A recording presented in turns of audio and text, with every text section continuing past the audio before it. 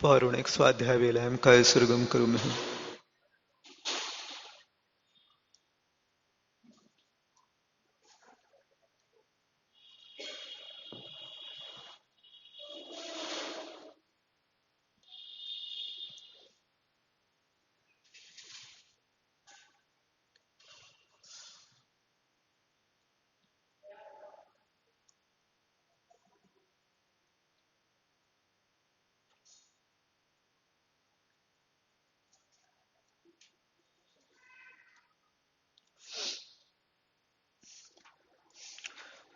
अरिहन्तो भगवन्त इन्द्र महिता सिद्धाश्च सिद्धीश्वराः आचार्या जिन शासनोन्नतिकराः पूज्या उपाध्यायकाः श्री सिद्धांत सुपाठका मुनिवरा रत्नत्रयाराधिका पञ्चैते परमेष्टिनः प्रतिदिनं कुर्वन्तु ते मङ्गलम् कुर्वन्तु मे मङ्गलम् कुर्वन्तु नो मङ्गलम्। अनंतानंत परम सिद्ध परमात्मा की 1000 भगवान श्री पारशनाथ भगवान की जय। आचार्य गुरुवर श्री कुंद कुंद महाराज की जय। आचार्य गुरुवर श्री ज्ञान सागर जी मुनि महाराज की जय। आचार्य भगवान श्री विद्यासागर जी मुनि महाराज की जय। पूज्य मुनि श्री निरापद सागर जी महाराज की, पूज्य मुनि श्री निरूपम सागर जी महाराज की नमोस्तु महाराज।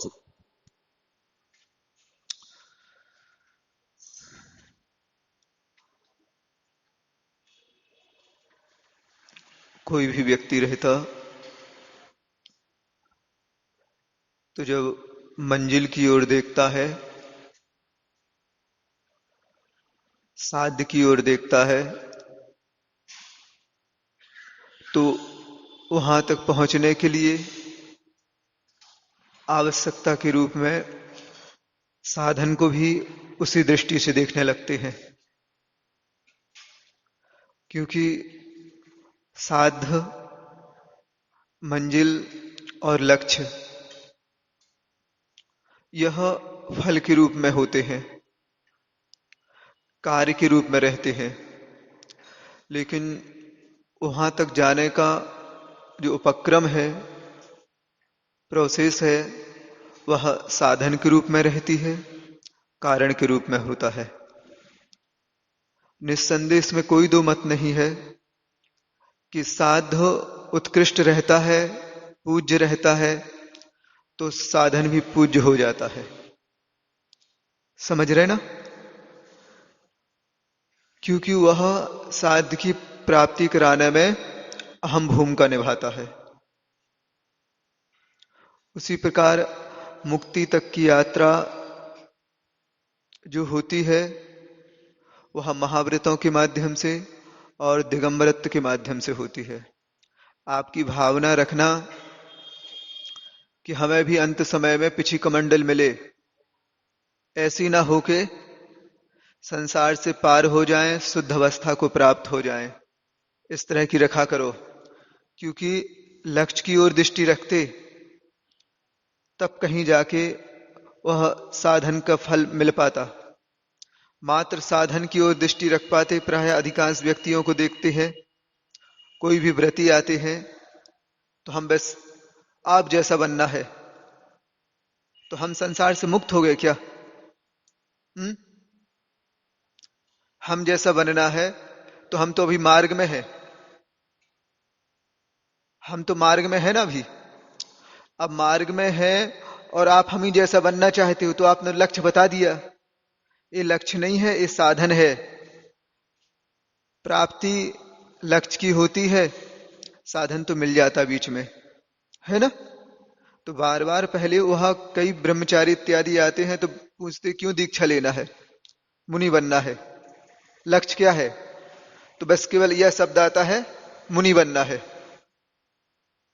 तो मुनि बनना लक्ष्य है ही नहीं है, क्योंकि जो छूट जाता है वो लक्ष्य होता ही नहीं है। समझ में आया ना? जो लक्ष्य है वो हमेशा के लिए सादी अनंत रहता है, और जो साधन रहता है वह एक समय के उपरांत छूट जाता। तो हमारा लक्ष्य साधन, हाँ, साध्य के प्राप्ति में कारण है इसलिए पूज्य है, यह इसमें कोई दो मत नहीं है, लेकिन लक्ष्य हमारा यह नहीं है। मुनि बनना भी हमारा लक्ष्य नहीं है, पिछी कमंडल लेना भी लक्ष्य नहीं है। हमारा तो लक्ष्य यह साधन है, साधन का उपयोग करके हमेशा के लिए, अनंत काल के लिए शुद्ध अवस्था प्राप्त हो जाए। अधिकांश व्यक्ति मात्र साधु बन गए या दीक्षा ले ली, बस इसको कृत्यपना मानते हैं। यही सबसे बड़ी भूल हो जाती है। जब व्यक्ति रास्ते में संतुष्ट हो जाता तो उसको मंजिल मिलती नहीं है। मार्ग में संतुष्ट हो गया वो, नहीं मुनि बन जाऊं, मुनि बनने से क्या होता है? अनंतों बार पहले तो भी बन चुके हो। अधिकांश की दृष्टि उस लक्ष्य की ओर रहती नहीं है, मात्र साधन मिल जाए। कभी भी भाव रखो तो यह भाव रखो कि भगवान संसार से पार हो जाऊं। जब वह अपने आप में लक्ष्य हो जाता है तो बिल्कुल पक्का मानो आप, इस साधन के बगैर वो मिलेगा ही नहीं। तो साधन की ओर ना देखो, पहले साधन तो बिल्कुल मिलेगा आपका। अंतरंग का परिणाम जब आत्म कल्याण का तीव्रतम हो जाता है तो यह तो उसकी बीच में से गुजरने वाला है। यह तो बिल्कुल पक्का है कि यह बिल्कुल मिलेगा आपको, है ना? तो बार बार उस लक्ष्य की ओर दृष्टिपात करो। वही व्रतियों से कहना है, वही महाव्रतियों से कहना है कि आप मात्र उस लक्ष्य की ओर देखो। मात्र बार बार यह लोग कहने लगे दीक्षा दिवस, दीक्षा दिवस। अभी यह तो देखो किसका दीक्षा दिवस मनाया जाता? जिनका घोषणा हो गई है कि अंतिम है, या उनके द्वारा जग का कल्याण हो रहा है।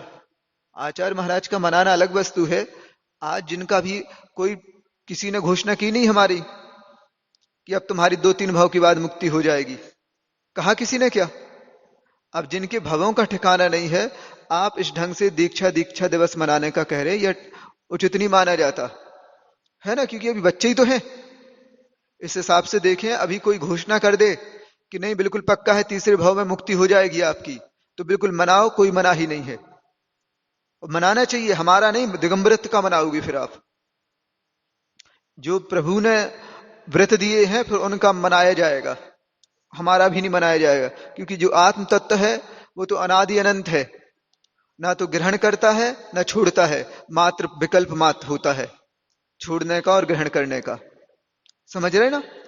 क्या करना? तो बाहर की जो वस्तु थी उसको बुद्धि में ग्रहण किए थे, बस बुद्धि में छोड़ना है। वस्तु तो ज्यों की त्यों थी, जो जहां थी वो वैसे ही है, जहां घर था वही है, जो व्यक्ति थे वो वही है। कोई व्यक्ति अभी घर में रहता तो सब अलग अलग भोजन करते हैं, अलग अलग शयन करते हैं, तो आज भी तो वही हो रहा है। जो वहां भी कोई भोजन कर रहा है, यहां मैं कर रहा हूं, है कि नहीं? कोई घर में आज भी शयन करता है तो यहां मैं शयन करता हूं। अलग से हुआ क्या है? सारी चीजें ना 3 लोग से बाहर कोई हम जा पाए ना और कोई जा पाएगा, इससे बाहर की तो कुछ है ही नहीं है ना? तो इन चीजों को ज्यादा नहीं। आचार्य महाराज का मनाना, पूज्य बड़े बड़े महाराज जो हैं, जो उन्होंने साधना के माध्यम से वाकई में पूरे समाज को कुछ दिया है, और जिन शासन की खूब प्रभावना हुई है उनका, ठीक है, आज छोटे छोटे दूध मुहे बच्चे हैं, उनके लिए इस ढंग से तवज्जो देने लगोगे तो उनको तो लक्ष्य ही भूल जाएंगे वो। हाँ बिल्कुल, कि अभी उन्होंने जो महाराजों की सुनते थे कि इतनी भीषण ठंडी में भी, ठंडियों के दिनों में छत पे साधना की है, हमने तो कभी सोच नहीं पाती। सच बताएं कि भाव आ जाता तो शांत रहते कि नहीं पेट में दर्द होने लगेगा, उससे नसें फूल जाएंगी, हम वो साहस नहीं कर पाती। और उन्होंने वैसी साधना की है, उसके फलस्वरूप आज इतनी अच्छे अच्छे युवक कहां मंदिर में कोई दिखते थे। पूज्य सुधा सागर जी ने कितना नहीं किया, देखते कि नहीं? आचार्य महाराज की मां छवि मात्र से इतना का पूरा का प्रवाह चल चुका है। आज जहां कोई व्यक्ति, यहीं के व्यक्ति सुना लेते साइकिल मुश्किल होती थी, आज इतनी संपत्तिशाली हो गए। उनकी साधना का तो प्रभाव रहा कि उस निमित्त से आप जुड़ के अपने आप को संपन्न कर लिया, है ना? तो अब इस ढंग से उनका मनाना अलग बात है, लेकिन हमारा मनाना कोई औचित्य नहीं रखता।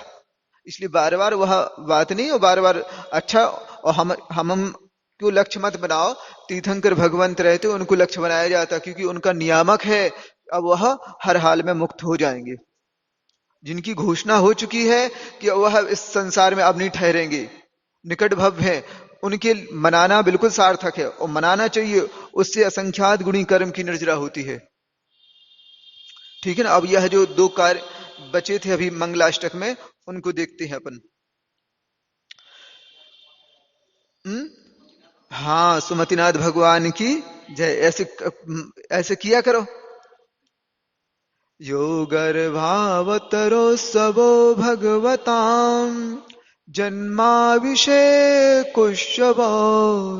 यो जाता परिनिष्क्रमेण विभो या केवल ज्ञान भाग या कैवल्यपुर प्रवेश महिमा संभावितः स्वर्गभी कल्याणानि च तानि पंचशतम् कुर्वन्तु ते मंगलम् कुर्वन्तु मे मंगलम् कुर्वन्तु नो मंगलम्।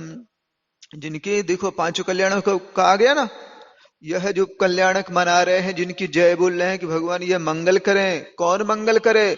तो आप तो दीक्षा दिवस की कह रहे हो, उनके गर्भ कल्याणक की मंगल करे वो हमारा। क्यों कहा है ऐसा? क्योंकि यह अंतिम गर्भावास है। अब वह बार बार गर्भ में नहीं पहुंचेंगे। इस ढंग का कोई पक्का हो जाए तो बिल्कुल मनाना चाहिए। अपने आप असंख्यात गुणी निर्जरा और पुण्य बंध के लिए कारण है। समझ रहे ना? तो इस ढंग से बिल्कुल अच्छे ढंग से यह भगवताम, जो भगवान के गर्भ अवत उत्सव, जो गर्भ कल्याणक का उत्सव है, गर्भ में आने का उत्सव है। यहां तो किसी को पता ही नहीं चला कब गर्भ में आ जाते। मालूम चला क्या? किसी ने घोषणा की कि अब गर्भ में आने वाली हैं। उनके गर्भ में आते तो देवलोग आने लगे। गर्भ में आने के पहले देवलोग आने लगे, इतनी सारी वैभव का दिखाने लगे, रत्न बरसाने लगे। पूरा का पूरा स्वर्ग का वैभव उनके आने के पहले स्वागत में खड़ा है। आपका तो कोई ठिकाना ही नहीं अपना है। यहां रहता क्या, कोई पता नहीं। कहां जब गर्भ में आते काफी दिन बाद मालूम चलता। यहां जो व्यक्ति आते ना तो बताते ऐसे ऐसा हो गया, प्रायश्चित दे दो। मालूम ही नहीं कब गर्भ में आ गया, उसके लिए रो रहे काय को आ गया, काय को आ गया। ऐसी स्थिति है पंचम काल में। ऐसी आते ना कई व्यक्ति, चाहते थे नहीं महाराज जी वो तो आ गए। आओ बाद में इस ढंग से करो, है कि नहीं? तो जो भगवानों के गर्भ कल्याणक का उत्सव है, जन्माभिषेकोत्सव, जन्म कल्याणक का उत्सव है। यह परिनिष्क्रमेण विभवा जाता, जो तप कल्याणक उत्सव के द्वारा वैभव की प्राप्ति हुई। देवलोग आए, जैसे इन्होंने दीक्षा का भाव किया, वो लौकांतिक देव कभी नहीं आते, कभी राग रंज के इन कार्यक्रमों में भाग नहीं लेते, केवल वैराग्य की अनुमोदना करने आए। आपने बहुत भला विचारा, बहुत भला विचारा, बहुत भला विचारा प्रभु, आप ही सर्वोत्कृष्ट हो। ऐसे हो कि जिन्होंने संसार के स्वरूप को जानकर इतना सारा वैभव प्राप्त करके भी तिनके की भांति ठुकरा दिया। इस ढंग का रहता इतने बार बार आके, आप धन्य है आपकी बुद्धि, धन्य है आपकी प्रज्ञा कि आप बार बार उस आत्म तत्व के कल्याण के लिए अग्रसर हो रहे हो। इतना वैभव है, पूरा का पूरा स्वर्ग का साम्राज्य आपके चरणों में बिछा रहता है। इसके बाद भी आप छोड़ने को तैयार हो गए, आपने इस ढंग का मन बना लिया है। तो उस तरह से उनके तप कल्याणक की प्रशंसा करते, आके पालकी लेके आ जाते। यह एक बार अंतिम बार विराजमान हो जाओ इसमें, अब तो सवारी का त्याग हो जाएगा। या केवल ज्ञान भाग, जो केवल ज्ञान कल्याणक को प्राप्त हुए थे, और यह कैवल्यपुर प्रवेश महिमा, जो कैवल्यपुर मोक्ष में प्रवेश की महिमा अर्थात निर्वाण कल्याणक को प्राप्त हो गए। इस ढंग से आते देखो, इतना कितना ऐसा वैचित्र सा लगता है। संसार में रही वह आत्म तत्व, तो देह तो दिखती है, आत्म तत्व नहीं दिखा किसी को, है ना, संसारी जीवों को किसी को। और जब संसार से मुक्त हो जाते तो देवलोग बाद में आते, पता नहीं चलता कब मुक्त हो रहे हैं, नहीं मालूम चलता ना। क्यों ऐसा होता? गर्भ कल्याणक के पहले आ गए, फिर जन्म हुआ तो फिर बाद में आए। ऐसा होता क्यों है? तो वह आत्म तत्व शुद्ध अवस्था को प्राप्त होता तो शुद्ध अवस्था का ज्ञान देवों को भी नहीं है कि अपने आप में वह हमेशा के लिए अब शुद्ध हो गए, मुक्त हो गए। मुक्त हो जाते फिर मालूम कैसे चलता? तो इस तरह के शरीर का निर्माण है और वो बरगना जहां तक हमारा रहा, क्योंकि वहां कौन अवधि ज्ञान जब लगाते जब कोई संकेत मिले। अब संकेत देने वाला कौन वहां पे? समझ में आए? आसन क्यों हिलता? किसने हिलाया? हम्म? नहीं सोचा कभी क्या? जब भगवान मुक्ति को प्राप्त हो जाते हैं तब कहीं जाके उनका आसन हिलता। कौन हिलाता है? या उनके यहाँ के वाद्य यंत्र बजते, कौन बजाता? कि जाते जाते बता गए क्या किसी को?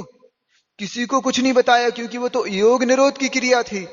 वहां तीनों योगों को रोक देते हैं। तो अब बिना योग के उनका आसन कोई हिला नहीं सकता है देवों का।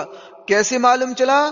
तो जिन पुण्य वर्गणाओं से उनकी देह का निर्माण हुआ था, जब वह इस ढंग से विखरती हैं, कपूर की भांति विलीन होती हैं, तो उनकी इसी ढंग से नियोग रहता है कि अपने आप जब पूरे ब्रह्मांड में वह विखर जाती हैं तो उनका संकेत उनके वाद्य यंत्र या सिंहासन से इस ढंग से रहता कि वह संकेत के रूप में प्राप्त हो जाता, और कोई कहने नहीं जाता है।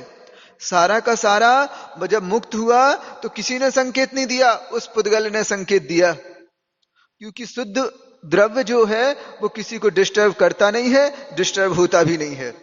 समझ में आया ना? भगवान जब सिद्ध अवस्था को प्राप्त कहते हैं, सिद्ध वहां विराजमान मात्र है, सिद्ध तो यहीं से हो गए हैं। वो हमेशा के लिए 8 कर्मों से मुक्त यहीं पे हो गए। तो सिद्ध क्षेत्र तो यही है तुम्हारा, है ना?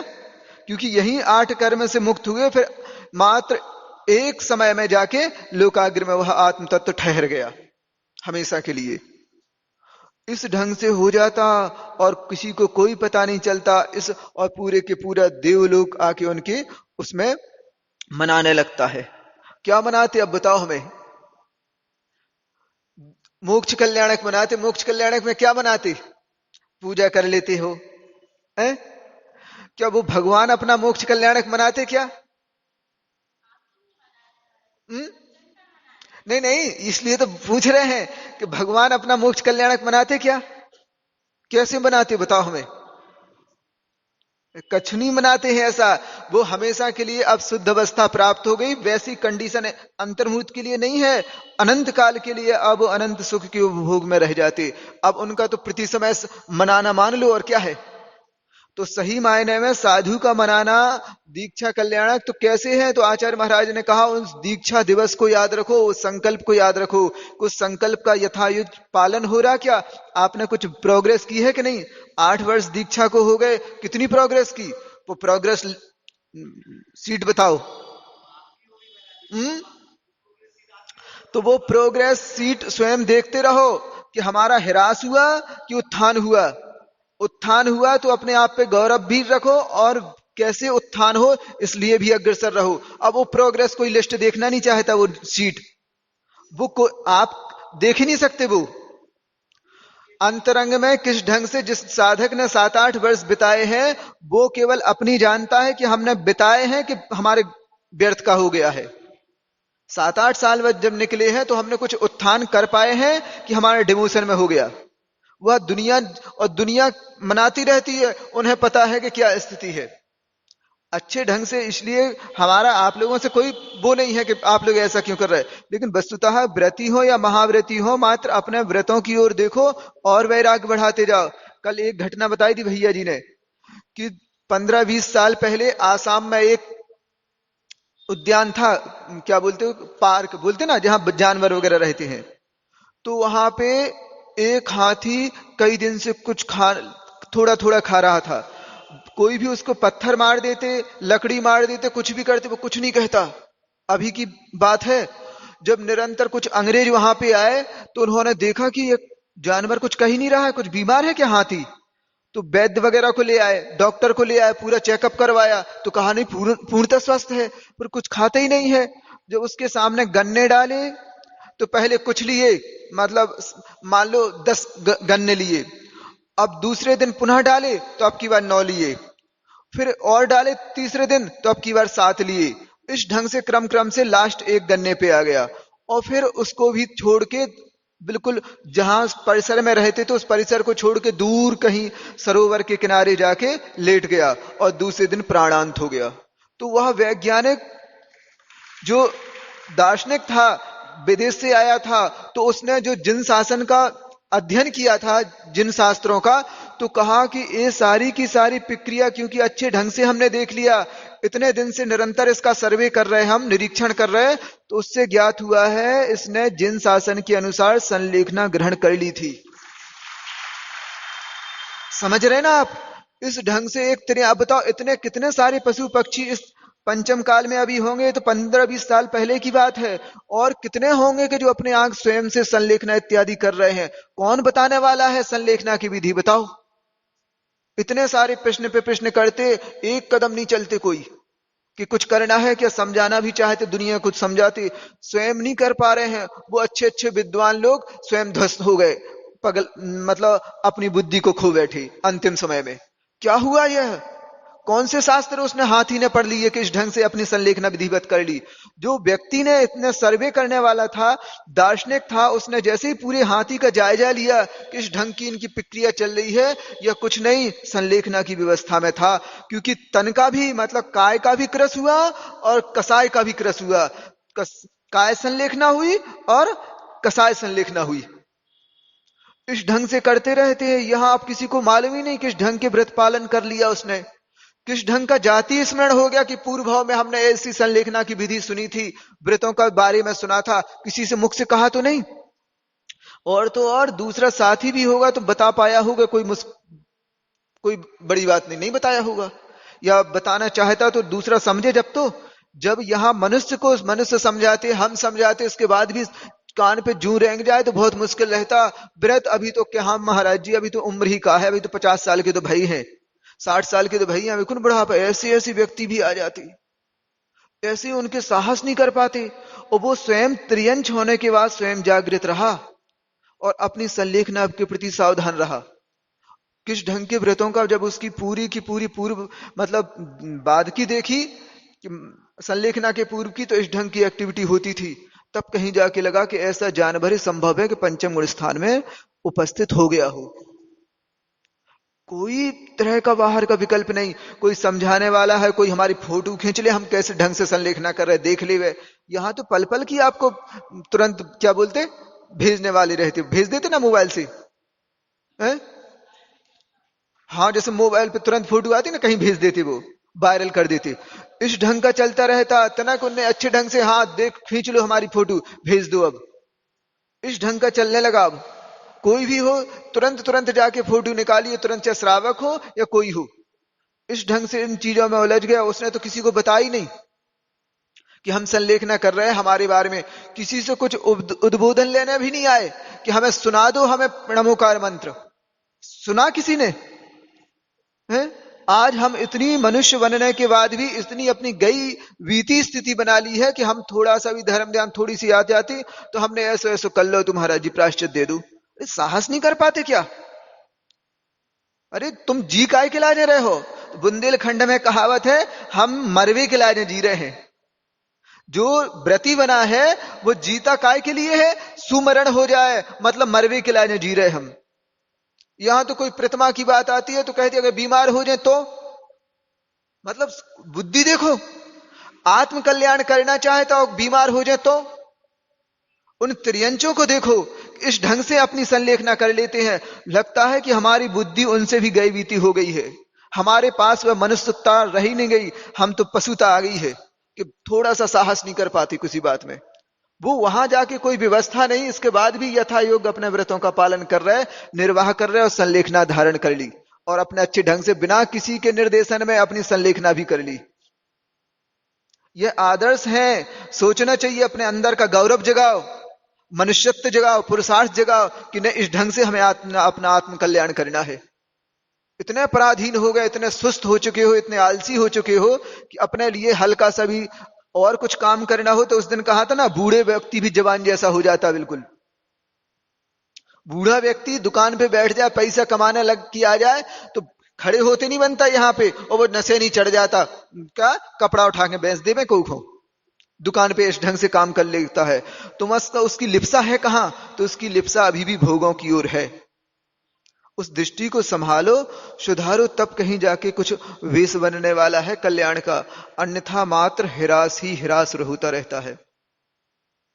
यह पंच इसलिए बार बार कल्याणकों के बारे में याद करके, यह धन्य है जिनके अंतिम बार गर्भावास हुआ, अंतिम बार जन्म हुआ, अंतिम बार दीक्षित हुए। इस ढंग से इनके कल्याण मनाना हमारे लिए बहुत निर्जरा का कारण है। इत्थम से जिन मंगलाष्टक मिदम सौभाग्य संपत्करम कल्याणेषु महोत्सवेषु शुद्धयस् तीर्थंकराणामुषः हे शृण्वन्ति पठन्ति तैश्च सुजनैर्धर्मार्थकामान्विता लक्ष्मीराश्रयते व्यपाय रहिता निर्वाण लक्ष्मीरपि। अब इत्थम इस प्रकार सौभाग्य संपत प्रदम, सौभाग्य रूपी संपत्ति के प्रदाता कौन है? तो जिन मंगलाष्टक, कौन है? जो अभी आप उनका स्वाध्याय कर रहे हो। यह इस प्रकार सौभाग्य रूपी संपत्ति के प्रदाता इदम श्री जिन मंगलाष्टकम, इस श्री जिन मंगलाष्टक को सुधिया विद्वान तीर्थंकराणाम, तीर्थंकरों के कल्याणेशु महोत्सवेशु, कल्याणक महोत्सवों में, यह जो उषः प्रातः काल श्रवंती च पठंती च, सुनते हैं और पढ़ते हैं, तई सुजन ही, उन सज्जनों के द्वारा धर्म अर्थ कामान्वितः, धर्म अर्थ और काम से सहित लक्ष्मी आश्रयते, आश्रय ग्रहण करती है, प्राप्त हो जाती है। व्यापार रहिता, विनाश रहित अविनश्वर निर्वाण लक्ष्मी अपि, मोक्ष लक्ष्मी भी आश्रय को प्राप्त हो जाती है। यह इन्होंने देखो पहले भी कहा था, जिनके धर्म अर्थ काम जब तीन पुरुषार्थ साधते हैं, जो इस पूर्वक इन तीनों को करते हैं, उन्हीं के मोक्ष पुरुषार्थ बनता है। आज भी उन्होंने यही कह दिया है। इस प्रकार सौभाग्य रूपी संपत्ति के प्रदान करने वाले इन श्री जिन मंगलाष्टक को विद्वान, जो विद्वान तीर्थंकरों के कल्याणक महोत्सवों में जो प्रातः काल सुनते हैं पढ़ते हैं, उन सज्जनों के द्वारा धर्म अर्थ और काम से सहित लक्ष्मी प्राप्त की जाती है। इस ढंग से मंगलाष्टक का इतना फल बताया, आपको तो कुछ मिला ही नहीं रहा है। इतनी पूरे जीवन निकाल गया, 50-60 साल का, रोज मंगलाष्टक पढ़ते होगे, लेकिन अभी कुछ हुआ ही नहीं है। अच्छे ढंग से अब जो अर्थ उसका बताया है, उस अर्थ को अपने मस्तिष्क में रखो, बुद्धि में रखो, और एक एक पद को पढ़ते हो तो अंदर से उल्लास जागे कि यह इस पद में रिद्धिधारी मुनि महाराजों का वर्णन है, तो अपने आप अंतरंग उल्लास से भर जाए।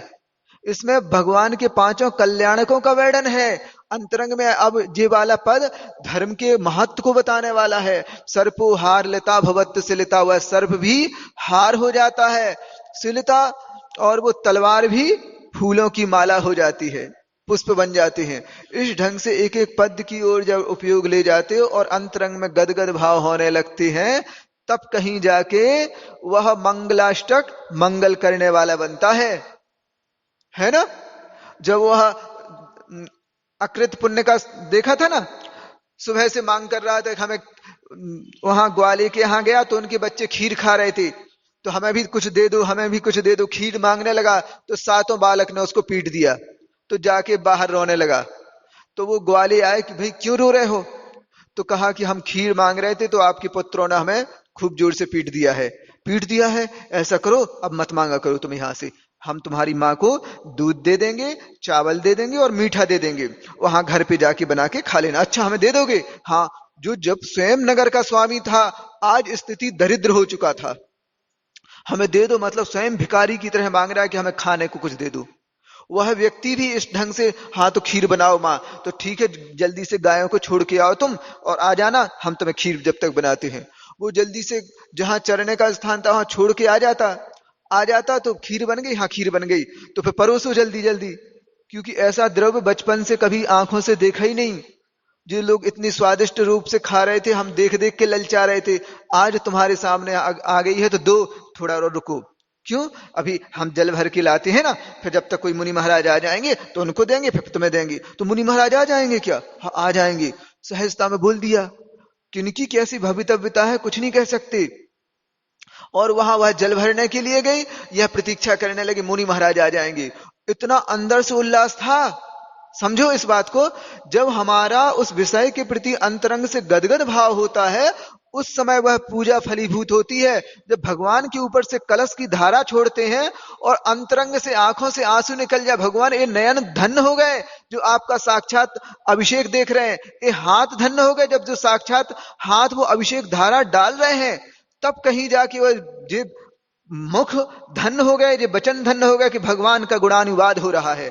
जब यह अंतरंग से भी उल्लास होता है और अपनी इस ढंग से गाथा गाता है, उस समय का पुण्य अलौकिक रहता है। आज तो खाना पूर्ति जैसी, यहां प्रवचन भी सुनते जा रहे, वहां स्वाहा भी हो रहा, क्या किसका मिलने वाला है? इसी ढंग से हर काम करने लगे। एक समय में दो दो काम करती हो, कहते एक टिकट में दो दो मजा, ऐसे थोड़ी होता है। अब अपने हिसाब से किसी ने कह दिया और वैसी वैसी मनाने लगे। अरे हर जगह ऐसे थोड़ी लगता है। आवश्यक अपरिहाणी कहा है, जिस आवश्यक को आपको करना है पूर्ण रूप से उसी विशुद्धि के साथ करो, तब फल मिलता है। जब मुनि महाराज के लिए कहा गया तो आपके लिए कहा गया है। समझ में आया कि नहीं? आवश्यक अपरिहाणी मतलब जो समय दिया है उसका पूरी, जितना समय आधा घंटा का है तो पूरा आधा घंटा पूरा मनोयोग पूर्वक दो पूजन में, अभिषेक में, तब कहीं जाके भरपूर उसका लाभ मिलने वाला है।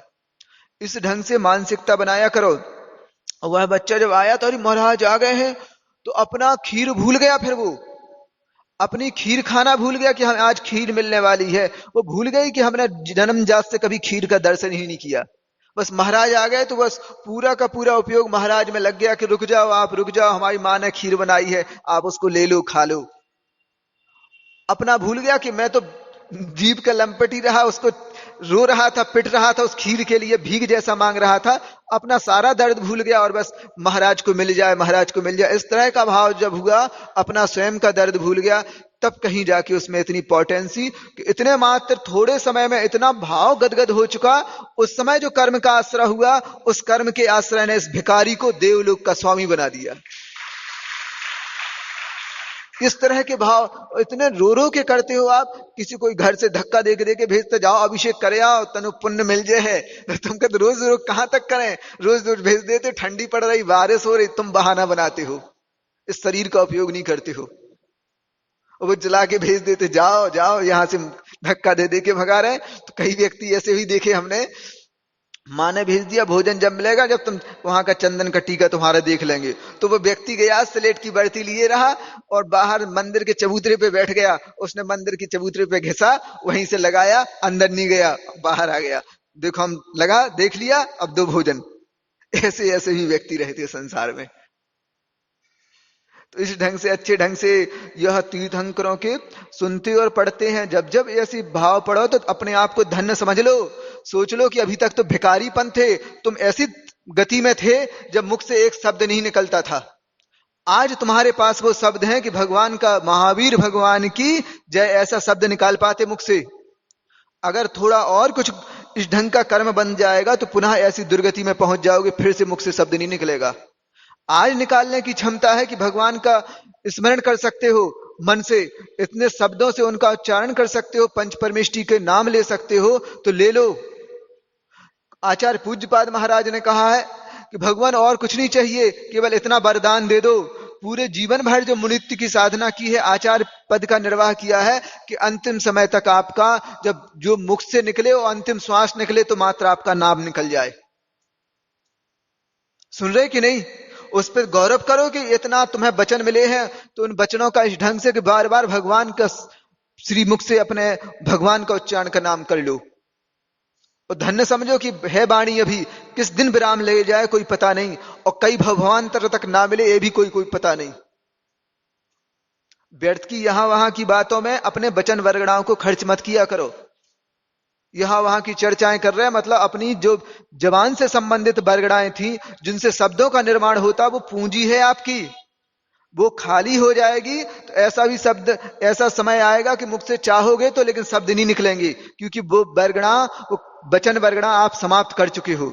अब भगवान का नाम भी नहीं ले पाओगे।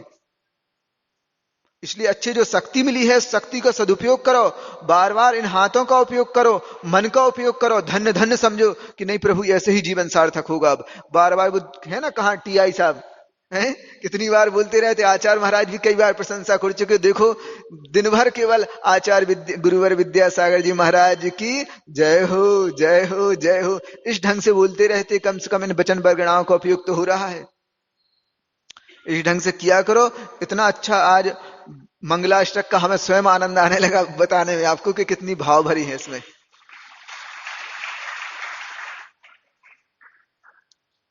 तो यह धर्म अर्थ काम को साधने के बाद परंपरा से मुक्ति मतलब निर्वाण अविनश्वर पद की प्राप्ति कराता है। ऐसे मंगलाष्टक को बार बार नमस्कार हो नमस्कार हो नमस्कार हो। तो आप जो जो करो क्रम क्रम से यह पूजन का हिस्सा लेते रहेंगे। पूरी पूजन अभी से अभ्यास शुरू कर दो, जितनी करते हो अच्छे शब्दों के साथ साथ उनके भावों की ओर भी जाओ।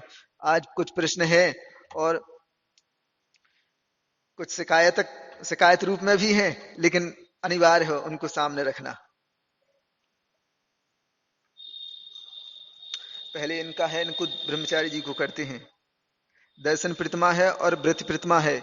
यदि कहीं सफर में जाता हूं दर्शन नहीं होते तो देखो इस बात का ध्यान रखो। आज हम इतना बता चुके हैं, खाया तो जीवन भर है और पुनः खाओगे, जिस भाव में जाओगे वहां भी खाना है। पूरा का पूरा विकल्प काय पे है, दर्शन पे नहीं है।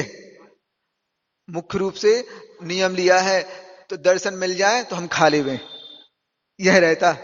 जबकि वहां मुख्यता उन्होंने क्या कहा कि भगवान हर भाव में खाया मैंने और फिर भी भूखा का भूखा रहा। अब की बार ऐसा कुछ रहा आवे कि हमें मुख्यता खाने की नहीं रहे, दर्शन की मुख्यता रहे। ऐसा इसका तात्पर्य यह नहीं कि हमने तो दर्शन भगवान का जिन बिम देख लिया अब जल्दी जल्दी खा लो।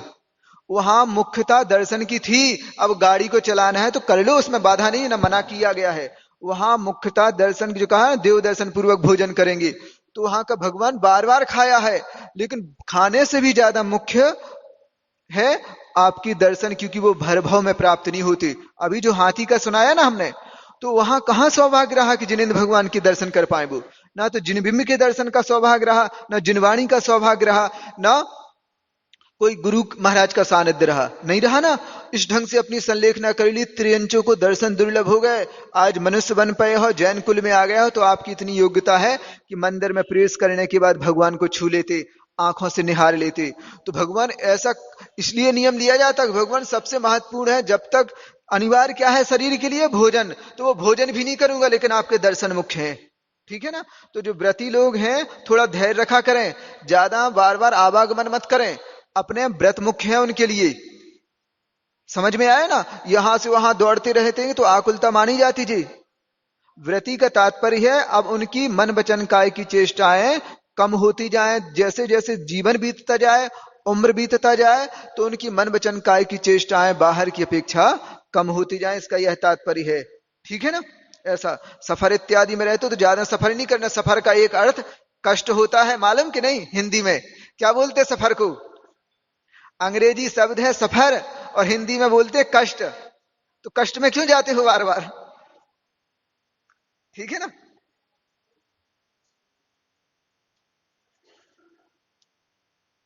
सभा में पीछे की तरफ आवाज कभी साफ सुनाई नहीं देती है, ऐसा है क्या। तो हमने उस दिन भी कहा था, जब किसी को ना समझ में आए तो बोल दो कि समझ में नहीं आया। एक आध बार हम पुनः उस विषय को ले लेंगे, है ना। अब कई बार ऐसा हो सकता है, संभव भी है और लिखा भी है, हालांकि इसको हम अपनी ही समझ में कमी माने तो यह भी संभव है। इंद्रियां डाउन हो जाती तो संभव है, ऐसा है ना। इंद्रियों की ग्रहण करने की क्षमता कम हो जाती तो बन जाता। और कई बार आपकी गलती नहीं, कई बार हमारी भी गलती हो जाती कि हम इतनी स्पीड में बोल देते कि आपको विषय पकड़ में नहीं आता होगा, यह भी संभव है। तो हम स्वयं क्षमा मांगते हैं और आगे से ध्यान रखेंगे।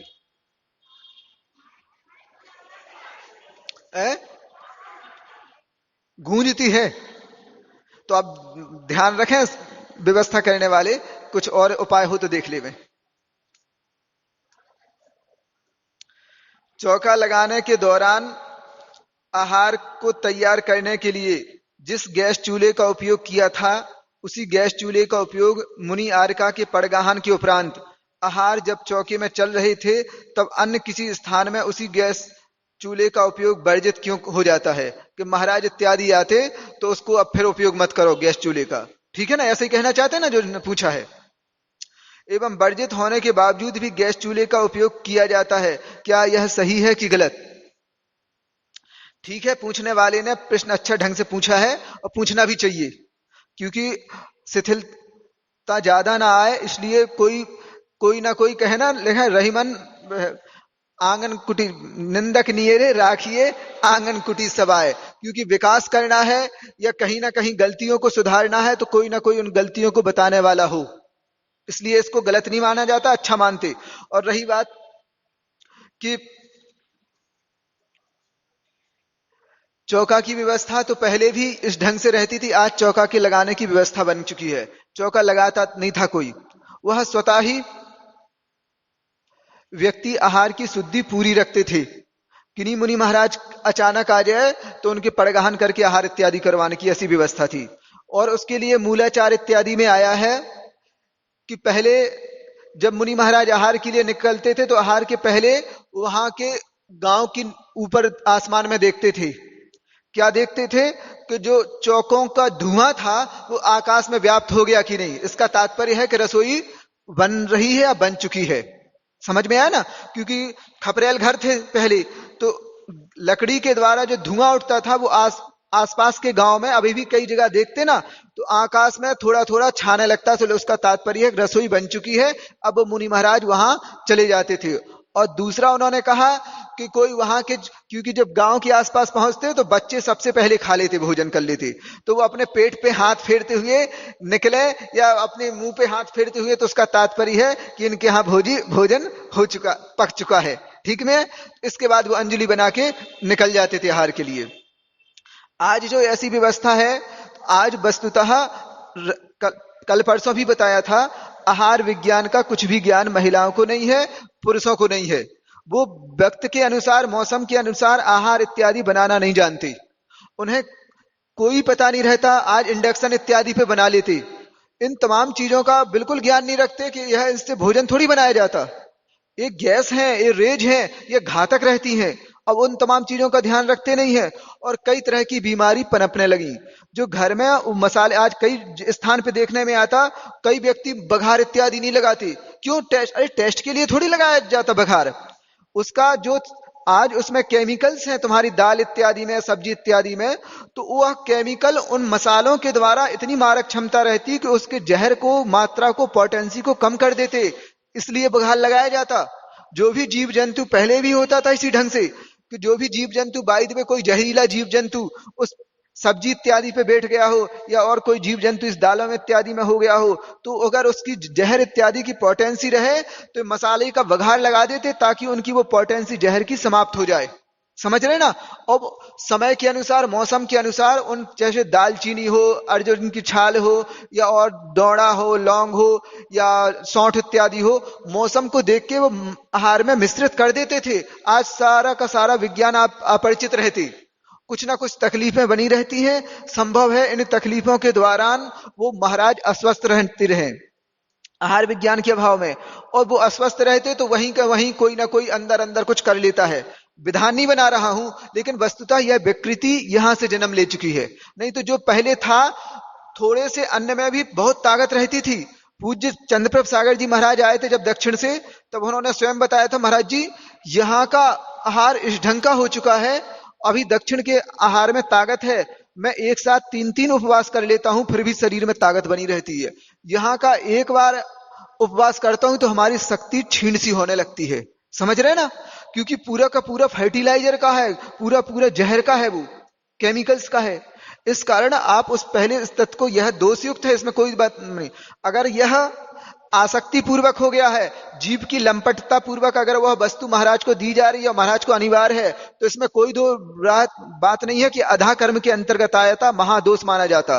और मात्र स्वास्थ्य की दृष्टि से जा है तो दोष होने के बाद भी यह क्षम्य है। ध्यान रखो, एक मजबूरी होती, एक लापरवाही या आसक्ति होती। मजबूरी बसात हो रहा तो एक कोई बड़ा अपराध नहीं माना जाता। और जीभ की लंपटता पूर्वक नहीं, वो टेस्टी लगता है महाराज को, इस दृष्टि से खा रहे हैं कि इसके बगैर उनका आहार होता ही नहीं है, तो ये महादोष माना जाता। वस्तुतः यह कहें कि रत्नत्रय के घात के लिए भी कारण बन जाता। ठीक है ना? तो खुले शब्दों में इस ढंग को ध्यान रखें, इतने बड़े दोष भी नहीं माने जाते। अगर लंपटता है, आसक्ति है, तो महादोष भी है, अधा कर्म के अंतर्गत आता। वह साधु अपने चरित्र से भी पतन हो सकता है, इस चीज को ध्यान रखें। यहां पूरा का पूरा इंटेंशन पे है। यहां किसी ने बताया है, कोई एक मत प्रचलन में आ चुका है, नाम पूरा स्पष्ट रूप से नहीं लेना चाहता हूं, और उनके मत के अनुसार आपको जो मन में आया है, जो उन्होंने रखा है, किस मत के बारे में आपने पढ़ा या सुना हो, तो कृपया कर उनके बारे में आपके क्या विचार हैं, अगर उचित समझे तो बताएं। तो नाम नहीं लूंगा, समझ जाए वो। ऐसे अभी कुछ ज्यादा नहीं हुआ, 50-60 साल के अंदर का ही होगा संभवतः। यह इन मत वालों का मानना है कि जिस चीज की आपको इच्छा हो वो भरपूर कर लो आप। समझ में आए ना? जो करने की इच्छा हो वो कर लो और उससे तृप्त हो जाओ। तृप्त हो जाओ, बस वही तुम्हारे कल्याण का मार्ग है। हर चीज, तुम्हें शराब पीने की इच्छा हो तो भरपूर पी लो, किसी को सेवने की इच्छा हो तो सेव लो, खाना रसगुल्ला खाना है तो रसगुल्ला खा लो, जो करना हो अच्छे ढंग से कर लो। और तुम्हें किसी के साथ व्यभिचार करना हो और वो तैयार है सामने वाला, तो उसके साथ व्यभिचार भी कर लो, कोई दिक्कत नहीं। जो यह मत वालों का है, इस ढंग से इनकी मान्यता है। लेकिन संपूर्ण रूप से इसका एक व्यक्ति, क्योंकि यह चीज ध्यान रखें, एक तो शाश्वत होता है और एक समय इत्यादि को लेकर उत्पन्न होने वाला होता है। तो कई मत ऐसे हैं कुकुरमुत्ते की भांति होते हैं। यह शाश्वत वृक्ष की तरह नहीं है जो अनादिकाल से चला आ रहा हो। कुकुरमुत्ते की भांति कई मत उत्पन्न हो जाते हैं, कुछ समय रहते हैं और उनका विध्वंस हो जाता है, कई व्यक्तियों को दुर्गति में भेज देते हैं और स्वयं वह मत विलोप को प्राप्त हो जाता है, क्योंकि इनके पास फाउंडेशन कुछ है ही नहीं, इनके पास कोई स्थायित्व तो नहीं है। ये रेत पे खड़े हुए महल की भांति है कि तुरंत तो अच्छा लगता है, लेकिन अच्छा एक तूफान आया तो उड़ा के ले गया, इस तरह है। क्योंकि यह औचित्यहीन है। जो इस तरह के मत या कई धारणाएं बन जाती है, उस दिन भी हमने कहा था, आज व्यक्ति बिल्कुल अज्ञानता में झोंका जा रहा है, स्वयं अज्ञानी बना है, दूसरे व्यक्ति को मात्र अपनी कसाय के कारण कई मतों में प्रेरित कर देता है। कालांतर में कोई भी घटना घटी हो तो उसका तात्पर्य यह थोड़ी था। आज जो कई जैन समाज में भी अभी एक देख रहे थे पुस्तक, उसमें स्वप्नों के बारे में बताया है। जो चंद्रगुप्त मौर्य और भरत चक्रवर्ती ने स्वप्न देखे थे, तो उन्होंने कहा था कि एक ऐसा चंद्रमा देखा जिसमें बहुत छेद छेद हैं।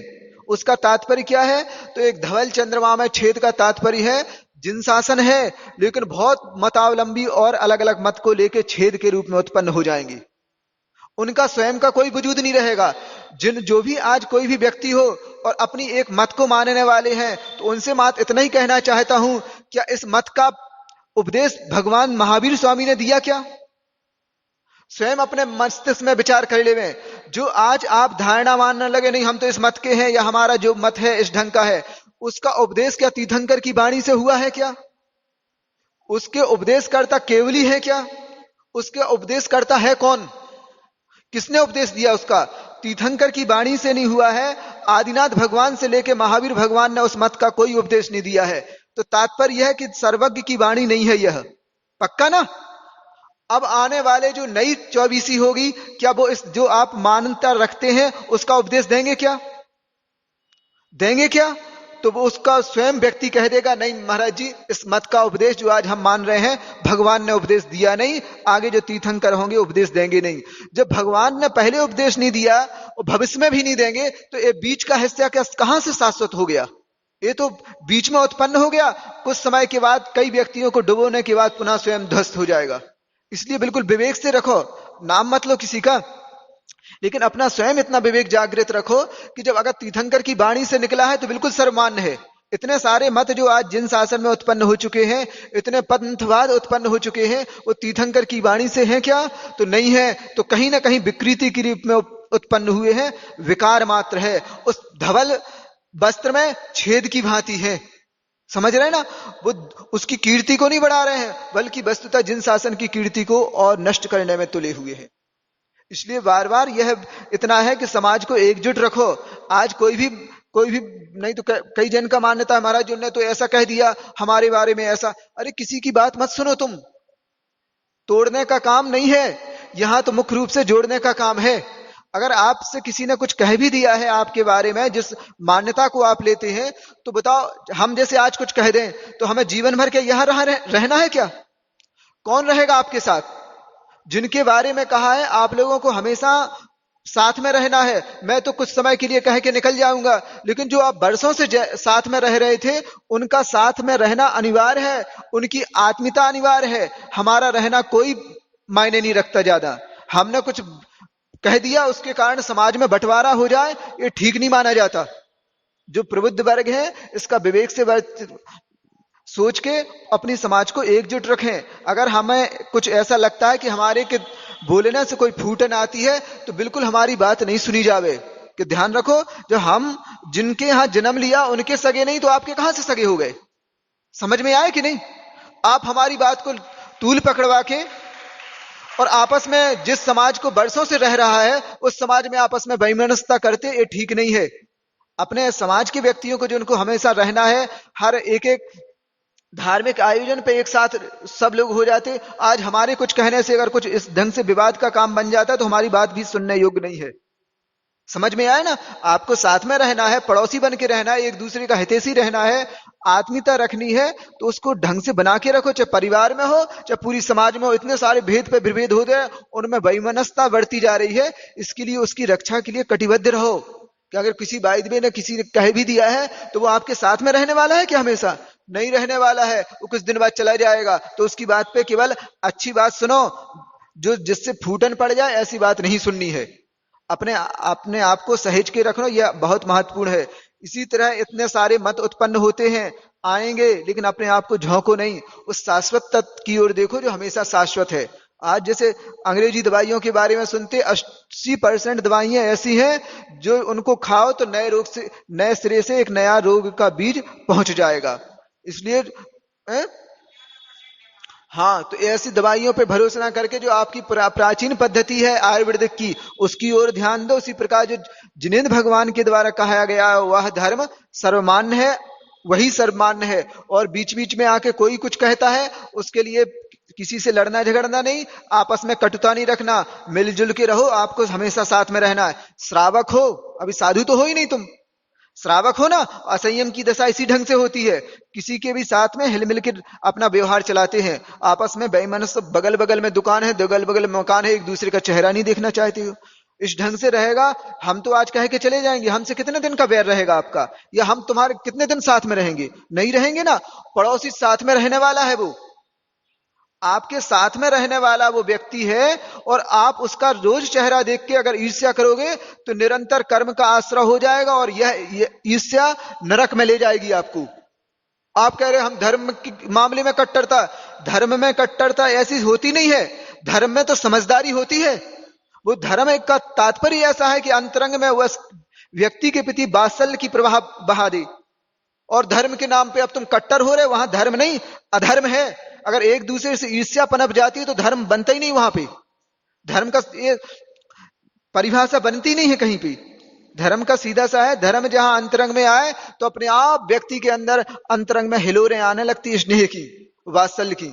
बुद्ध सोच लो कि अब आपने अपनाया क्या है, अगर धर्म अपनाया है तो स्नेह बढ़ेगा, वात्सल्य बढ़ेगा, और अधर्म अपनाया है तो कटुता बढ़ेगी, बेईमानस्ता बढ़ेगी। अब तो आप समझ लेना आपने धर्म को अपनाया है कि अधर्म को अपनाया है। समझ में आ गया ना? और कुछ अधिक हो गया तो अपने कान पकड़ के हम क्षमा मांग सकते हैं, हमें कोई बाधा नहीं रहेगी। कर्मों का निरंतर आश्रय हो रहा है, इन आश्रयों से कैसे बचा जाए जो हमने बता दिया। इसी ढंग से अपने आप को विवेक पूर्वक कि आपस में राग द्वेष ना बढ़े, इससे ढंग से कर्मों से बच सकते हैं। अवृत्ति सम्यक दृष्टि किसे कहते हैं? तो कहा तो था जिनके एक भी पाप का त्याग नहीं है, और पाप के त्याग करने में जो असक्षम है, त्याग नहीं बनता है, वह अवृत्ति की अवस्था है। सम्यक दृष्टि की अलग तो हमने बता दिया था, दूध में घी है, मात्र से श्रद्धान मात्र है, लेकिन स्वाद पूरा भी दूध का आता, वह अवृत सम्यक दृष्टि है। क्या तत्वार सूत्र रात्रि में पढ़ना चाहिए या नहीं? देखो, रात्रि में इत्यादि पढ़ने की व्यवस्था हमने भी अभी भी बता दी है। प्रथमान योग इत्यादि का रहता है। गांव में भी इसी ढंग से होता था कि आपस में बैठ गए, अगर जली तो एक आध लालटेन जल जाती तो बड़ी बात थी। उससे दर्शन कराए भगवान के, और एक जगह या वचन का इत्यादि कर ली। सब लोग पुस्तक इत्यादि नहीं लेते थे। एक जन बोल रहे, बाकी सब जन सुनते थे। यह शास्त्र का बहुमान है ना। अब सब लोग सब पढ़ाकू हो को क्या इतने, सब इतने पढ़ने वाले हो गए क्या? जो देखो वही सारा चीज करने लगे। तो भाई जो सक्षम है उनके मुख से सुनो और हाथ जोड़े रहो कि नहीं आप अच्छा बोल रहे हो, इस ढंग की व्यवस्था में सुना दे। इससे भी तो असंख्यात गुणी निर्जरा होती है। हमने उस दिन भी बताया था कि एक दादी थी ना, तो सबसे आगे बैठ जाती थी सुनने के लिए। अब जो बोलने वाले थे सोचते थे कि सबसे समझदार हैं। जब वहां इतना समय बीत गया तो उनसे पूछा कि इसका अर्थ बताओ, इतने समय पढ़ाया हमने तुम्हें, तो हम पे कछु नहीं बने थे।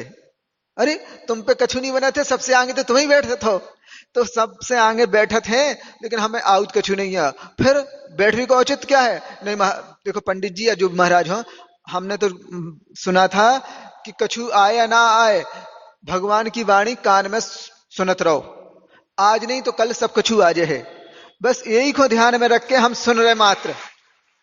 समझ में आए? हमें नहीं समझ में आ रहा, आज नहीं तो कल समझ में आ जाए। कुछ जल्दी का है हमें? हमने इतना श्रद्धान कम करो का कि भगवान ने कह दी कि तुम्हें कछु भी नहीं आए तो भी सुनत जरूर करी। तो हमारा जो सम्यक दर्शन नहीं है का, भगवान की वाणी पर श्रद्धान कर ली तो भी तुम्हारा कल्याण हो जाए। इतनी वाणी पर भरोसा करने के बाद उनका कल्याण होना है, ऐसे व्यक्ति का सबसे पहले कल्याण होना है।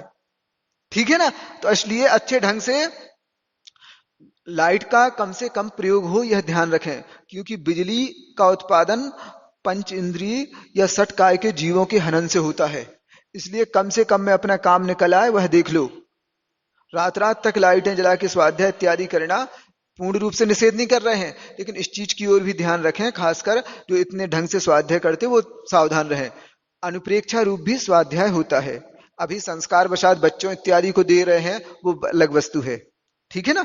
कुछ व्यवस्थाएं, लेकिन फिर भी प्रयास करें कि कम से कम में आपका काम निकल आए। इतना पर्याप्त है। समय आपका पूरा हो चुका है। बोलिए पूज्य मुनि श्री निरापद सागर जी महाराज जी आचार्य भगवान श्री की। विद्यासागर जी मुनि महाराज की। जिन वाणी के ज्ञान ते सूझे लोकालोक, सो वाणी मस्तक नमो सदा देत हो दोक।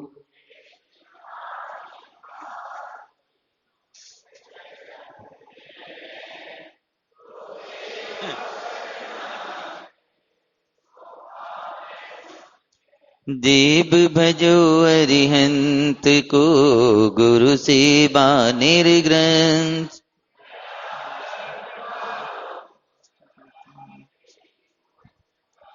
कायो संगम करो।